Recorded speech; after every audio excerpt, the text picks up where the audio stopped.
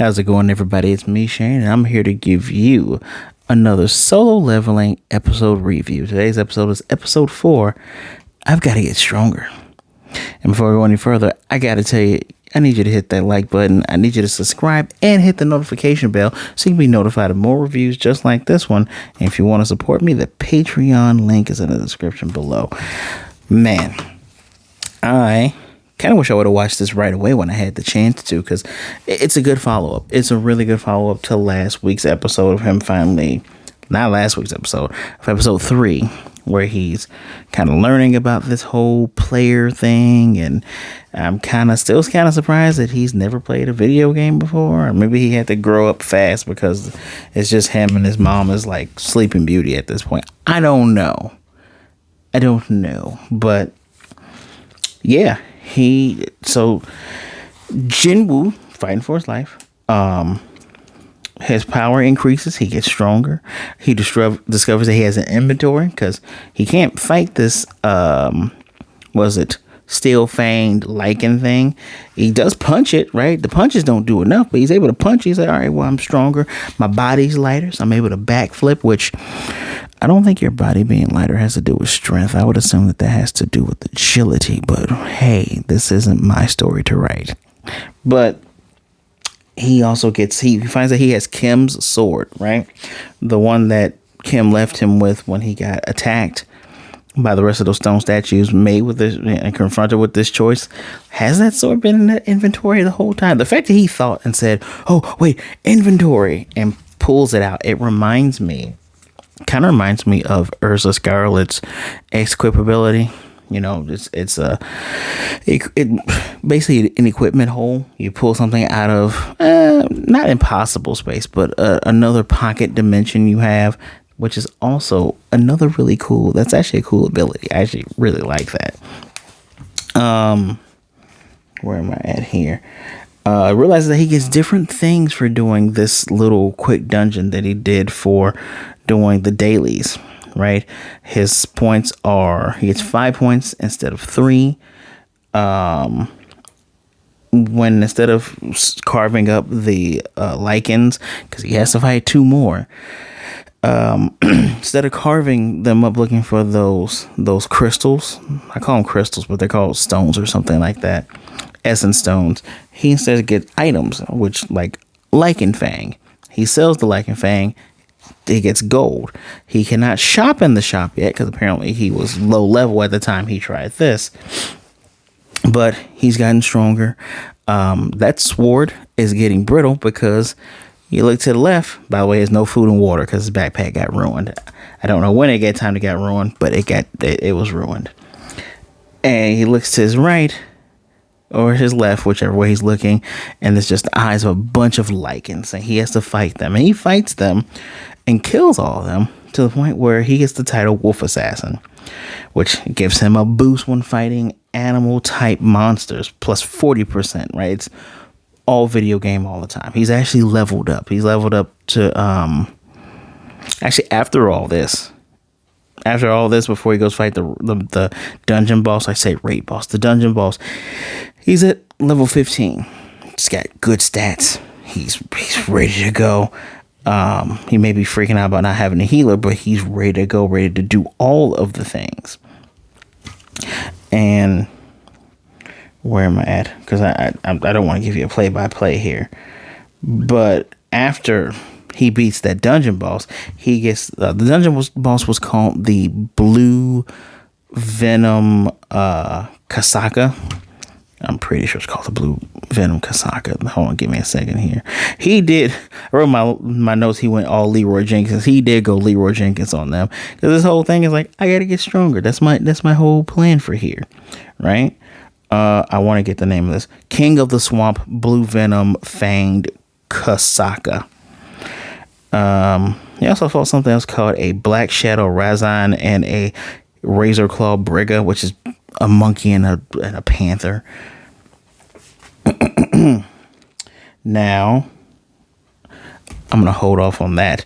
Let's talk about some of the extra things he found out. He finds out that seeing the names of the enemies, he knows that their colors mean different things. White relatively weak, he can beat them. Orange means him and them are kind of even, and red means that they're strong. Now, the examples that they gave for us to see were Goblin, Steel Fang, Lycan, and the giant desert centipede. Now, initially, those Steel Fang Lycans were red, but now they're leaving orange. They're all straight up white in the titles. He's able to run through these things and beat them down. And when he finds the Raid Boss, the giant snake with armored skin, when he finds this thing, it's orange, so it's even. Which brings me to this. This seems less heroic and more like a villain story, because he's getting flashbacks of everything that he's been through. He's like, I'm going to keep... Hold on. I'm pretty sure I wrote down what he said to this thing, because he got flashbacks of him dying, flashbacks to stuff going on with his mom. And a lot of the stuff he's saying, it just seems like, what's the point of all this if I don't get stronger? How much stronger do I have to be to not be mocked? And it's like, I want to feel for this character, because let's just be honest. The person who made this book, this character is designed to be a power fantasy, and there's nothing wrong with a power fantasy. Absolutely nothing wrong. It's for some people's taste, and some people's taste is not. You have different kind of protagonists. You have your Yukimoto like protagonists, right? The ones that they're gonna fight, they get in kind of a jam, but they always win. Or you get your Goku likes, right? Your Goku and Luffy's, where it's like, my back's against the wall, new form. Then you have your ones that train a bit, and you see the fruits of the training, like your Midoriyas. Or you have your legendary ones. Like I will put Kenshin with that Yugi one, because it's like he gets in the scrapes, but because you're a legend, because you've been through all this, and you don't have to actually necessarily train until you need to, you can get through it. This is a different type of character, which I find him to fall in line a little bit with Midoriya, where it's like, it's weird, because I want to say that Jinwoo is the personification, the exemplification of, hard work and going above yourself, or trying to break your limits, right? But he's in a world where designed, you're not supposed to be able to break your limits. And if you can, and if you do break the limits, it's rare. It is like 1 in a million, billion, quadrillion, well, not quadrillion, but 1 in a billion chance. Like, there are people who have gotten a double awakening, but then it's a rare thing, but it has happened. And here you have this character that's a power fantasy. It's I can tell that he is designed for a person that's like ridiculed and mocked and everything else, because we're supposed to feel for this, right? You're a nerd, aren't you? Oh, you've been ridiculed and mocked by people, haven't you? What about the person who hasn't? What about the person that's just like leads a relatively normal life? Yeah, you have enemies, you have friends, but you get made fun of. Sometimes you don't. Sometimes you get praised, but you don't understand what this guy's going through. He is literally a power fantasy, but it feels like almost redo or healer ish. Like, it feels like a tilt, because the way he's screaming, and I watch subs, so the way he's screaming seems like a villain story. He's telling the giant blue snake that, I'm telling you that I know you're gonna die. Because his strength is so high, he's broke through the armor scales, basically strangles this thing. I thought he was gonna behead it, which I feel like that would have been better. And that's a great fight, by the by, but he has so much trauma, like right here, all the flashbacks.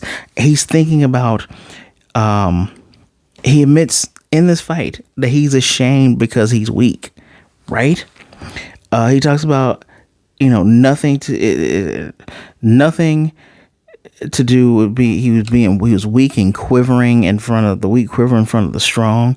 You could be knowledgeable and considerate, but when faced with the strong and having flashback to that jerk, that guy running off and crying, none of it's going to save you. He says kindness won't save you, so I'll become strong. His is a villain speech, because look, kindness rules in the end, because what you do actually does affect other people. I don't care if this sounds preachy. I'm just going to be honest with you. If you're kind to a random person, that kindness, especially if that person accepts it and it's like you did a good thing for someone, they're probably going to go out to another random person and keep spreading that goodness. But on the flip side of that coin, if you do something bad to someone, it does radiate in the world. That stuff matters. Now, yeah, there is a difference between weak and strong, but it does take a strong person to be compassionate. Just like, evil people can be somewhat strong in different ways, but it takes a truly strong person to be compassionate through all that. This does seem like a bit of a villain speech. Like, it doesn't matter if you're nice. You got to be stronger. You got to be physically strong. Yes and no. I say through your strength, through strength, show kindness. Show kindness in parts of your strength. What he does, I guess, at the end of this episode, it's kind of like was kind of his job to kill these things. I guess he could have just sat back and watched as the lower ranked heroes get creamed, but at the same time, his buddy she was there, so maybe he had something to gain by saving someone he cares about, right? I need to see more instances. I need to see what he does with this strength. Is he just doing this strength to take care of his mother? Okay, that makes sense, but at the same time, when it comes to people you don't know, will he save someone? That is the key. That is what I'm going to be keeping an eye on. We do get a flash into Mr. Song, right? The guy Kim Song, with the one with whose sword he had and his arm was gone. He told Jinwoo, he said, yeah, apparently they're calling you the weakest hero, the weakest E rank, the weakest hunter. Prove them wrong. This is a person who has your back and just like, yo, prove them wrong. So you're immediately after this, when he talks about that weak speech, so you're just gonna forget about the guy who said, yo, I know you're not the weakest, I know you're great, prove those fools wrong. Is he motivated by that, or is it just like, because we do get hints that he was a bit physical weak when he was trying to work a regular job working at a construction site, but we don't get any hint that he was bullied about that. So, I don't know. I get what this is supposed to do. I just feel like other characters have done it way better. Like the aforementioned Midoriya. Hell, Tanjiro has done that a lot better, saying, I got to get stronger. I need to protect people. I like seeing this with some altruistic, but this story, hey, if this guy's supposed to be a villain, I'm wearing the JoJo villain shirt. If he's supposed to be a villain, all right, cool. Let's see how villainous he can get. But the screaming was too much for me. I could have done with all of that without all of that. I want to talk about some of the weapons he gets before I talk about Juhi and why she's in this situation. The Kasaka's Venom Fang is a C rank dagger. It's twice the power of Kim's sword. It causes paralysis and HP drain. And this Kasaka's Venom Gland, which is a rare thing that you can pull, if you drink it, you get armor scales and your physical damage goes down because it permanently damages your muscle, but you get armor, right? So I don't think he says, I'm just going to hold on to this. Don't think he's actually going to use it on himself. He's probably going to use it on something that's stronger that he can pierce. Like, all right, you got this armor. Well, I'm strong. You're strong enough to break through that thing. So if you give it to an enemy and they become physically weaker, cool, and I can break you in half. He did get a teleportation stone as well. He has 2 broken daggers, a traveler's cloak, and 34 Lycan fangs, and 1 Lycan fang granted him 20 gold. So if we can do this live, I would love to do some calculations. So if 1 fang was 20 gold, 20 times 34, 680 gold. I don't know if that's a lot for his game world. I'm just gonna call it the game world. So I don't know if it's a lot or not. Time will tell. Juhi is on the front lines because, so she's walking home. She gets a call from the Hunters Association again. We see that gate that was in the middle of the road, they haven't found enough people to go and take care of it. it turned into a dungeon break. The dungeon boss got out. Like it looks like all the other things that came out already got dealt with. But now they're dealing with this giant blue golem, which you can see in the intro of the series. I'll bet a little bit smaller than that one. Maybe it was something totally different. I don't know. But it looks pretty much the same to me. And she's trying to heal. They have healers. She's B rank. She's trying to heal. I think we see... It was a girl that looks like the classmate to Jinwoo's little sister. It looks like her. Talks a little bit like a jerk too. So I'm not 100% sure on that. But she's trying to put up barriers and heal, but she's getting that trauma of the giant evil god statue and the smirking and everyone dying. So even the person on the phone was like, I totally get it if you want to do it. We're just trying to get people together.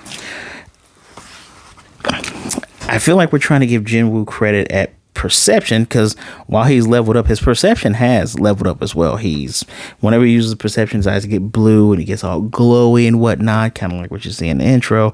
Though in the intro, he looks like a totally different character from time to time. Interesting to see what happens with that. I digress. He was able to deduce things before this, but now when he was deducing, okay, the reason why they're not working together well is because they were hazardly put together. There's one E rank, 2 D ranks. There's a couple of C rank people here, and the healer's a B rank. He sees her, and he's like, "Yeah, I get it. I know why you have trauma. I totally understand. I would be the same way." He's like, "Wait a minute, no, I wouldn't. I just went through. You literally just went through all this to level up." He was at 15, so he's probably like at 20 at this point, which he leveled up even more. And he was being led by an army man, because I guess they had cut off the area because of the dungeon break. But he's coming out of the station, which turned back to normal, with a broken blade. And he takes this broken blade and he chucks it. And I guess the golem had like a invisible barrier they couldn't get through to hit it. He pierces that barrier, which allows them to put physical hits on this thing, take this thing out. And I believe she saw him, because she even says, Jinwoo-san? He's already gone. He's walked away.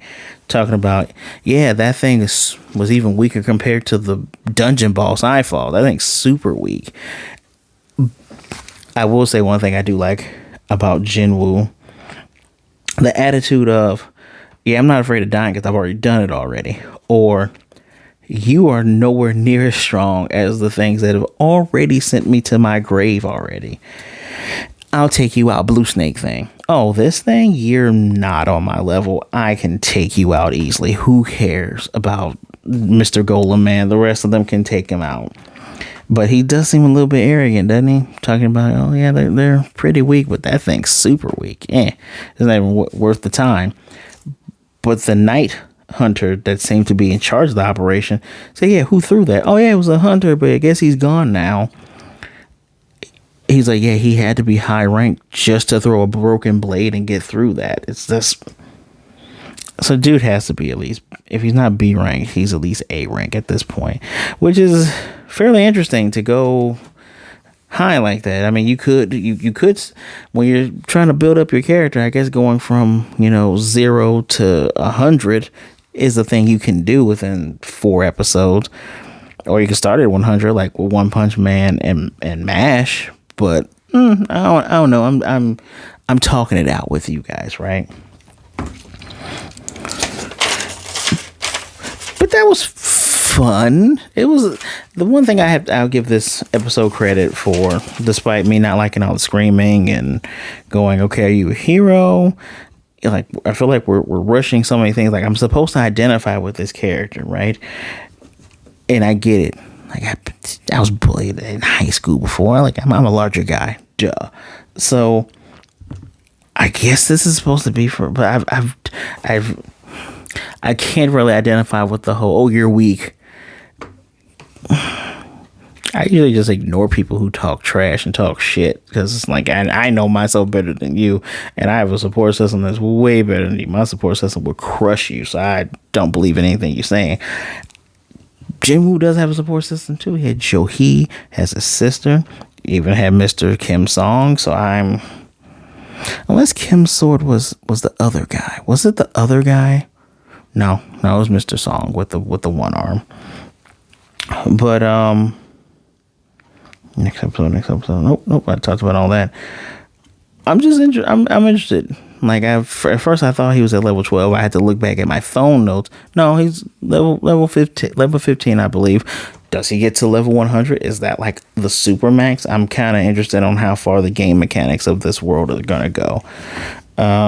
Next episode is gonna be a pretty good deal.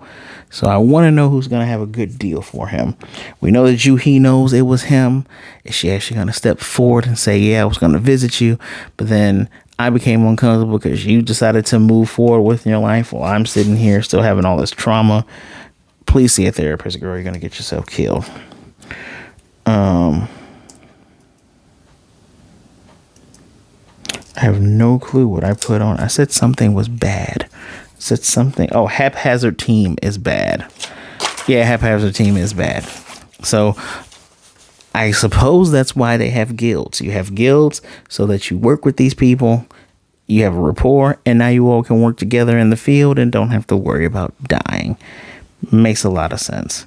Makes tons of sense. So yeah, that's what I thought. I got to give this a so it's kind of like with another review I just did. The screaming was getting a bit annoying for me, but I give this a 4 out of 5 for sure. Really good fight. Like the animation on him slicing up those wolves and, you know, beheading them like this, cutting their heads in half, taking care of that snake thing, and then ultimately crushing that golem. That was fun. That was nice. That was fun. My only concern is that I'm supposed to feel for this character. I don't know. Maybe this type of storytelling works better on print than it does on here. But this is interesting enough that it makes me want to continue. So 4 out of 5 from me. Please let me know what you think in the comment section down below. Do not forget to hit that like button, subscribe, and hit the notification bell so you'll be notified of more reviews just like this one. Thank you guys for sticking around and showing up. Please be good, be blessed. Wash your hands, drink some water, be good to yourself, and be good to others. Either way it goes, please don't be a jerk, all right? Guys, remember, there are people out there that care about you. Make sure you reach out to someone. This is a good example of having traumas and someone not reaching out to someone and you're trying to push yourself too far. There are people out there that would rather talk to you today than to miss you and mourn you tomorrow. So please reach out to someone, talk to someone, all right? My social medias are in the description below, right along with that Patreon link. Give me a follow, send me a message. As long as you're not a jerk, I'll get right back to you. All right. Well, until next time, I'm wondering if he's going to bring anybody into the fold, into what's going on with him. Be nice if it was her or his sister, but we'll see. Until next time, I hope next time I talk to you, you've leveled up.